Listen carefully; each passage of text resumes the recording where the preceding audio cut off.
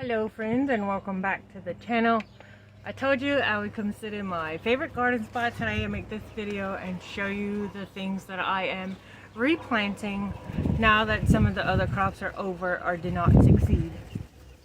I probably pulled out too many things, but I'll make final cuts when it's actually time to put them in the ground. I think I'll try to do that tonight. So since we had no cucumbers that did well, I have that whole trellis open, and I'm going to be putting probably a combination of things.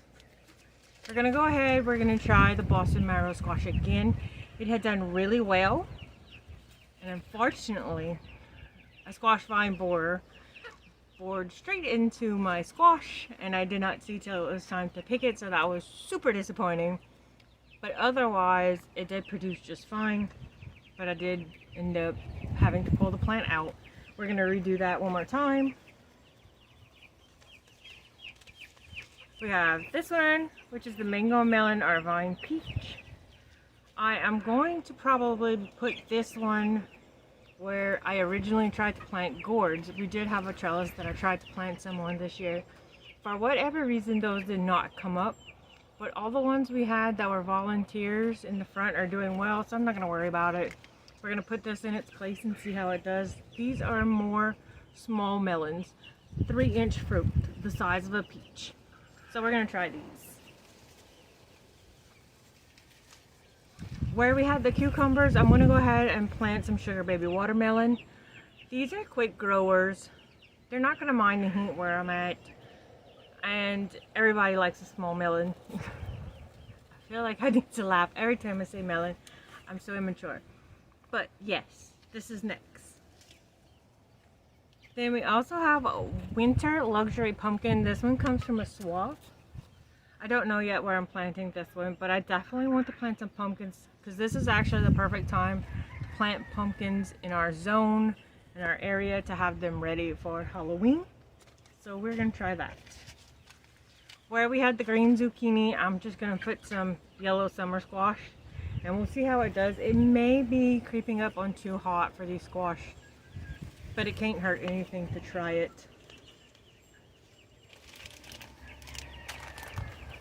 I do want to put a couple of sunflowers in because for whatever reason I forgot to do that this year.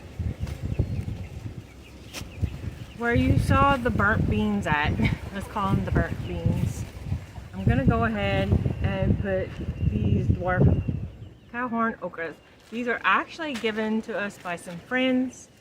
I am going to try them, especially because they're dwarf.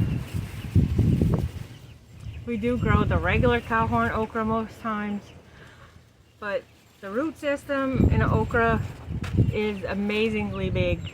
It's like cutting down a tree whenever the plants are done. So we're going to try the smaller one and see how it does.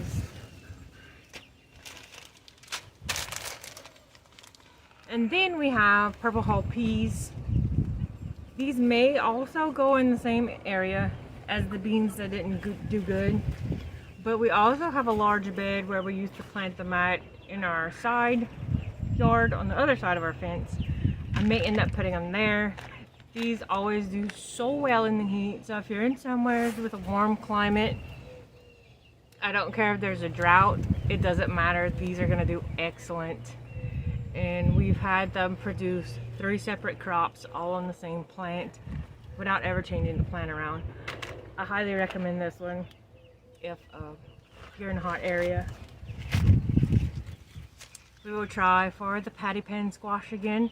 I don't know how that's gonna go, but we will try again because I have a recipe for cake involving this patty pan squash, which I would really like to try this year. And then I'm gonna sprinkle some cosmos. I'm looking for my zinnia seeds currently. I'm gonna just sprinkle them around, and I'm not gonna tell Erin that they're there. We're just gonna pretend like I didn't put more flowers in the vegetable garden.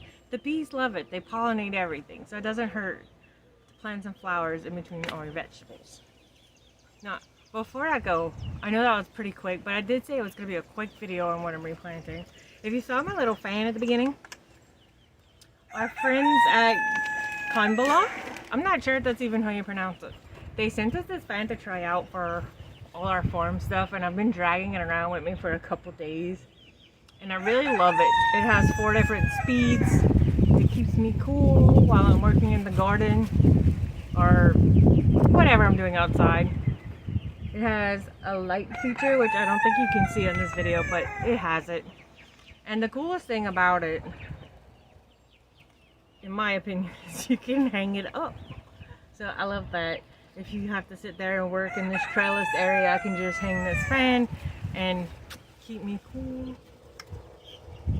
But you know, once we hit like August, I don't know if anything will work, but for now this little sucker does great. And it's rechargeable. We gotta love a rechargeable thing. Yeah. So if you're looking for a little portable fan, I really like it. It's quiet, rechargeable, has a light. You can work outside at night and keep the mosquitoes off of you. Alright my friends, I am going to get to work. I have cages to clean. Unfortunately, it's that day. If you have any questions or suggestions about things to plant in the heat, I would like to hear them. And also, if you have any suggestions on vines, not vines, on any type of squash that are resistant to vine borers, I would love to take those suggestions. The one that I have planted right here is actually one that said it was resistant to vine borers, and so far that seems to be true. So I would like to find some more if you know offhand of any ones. So you can hear all the roosters. They're ready for me to go check their water and probably give them a snack. Alright my friends, it was good seeing you back over here, and I will see you soon with a fresh garden tour of all the pretty stuff that we have going on. Bye guys.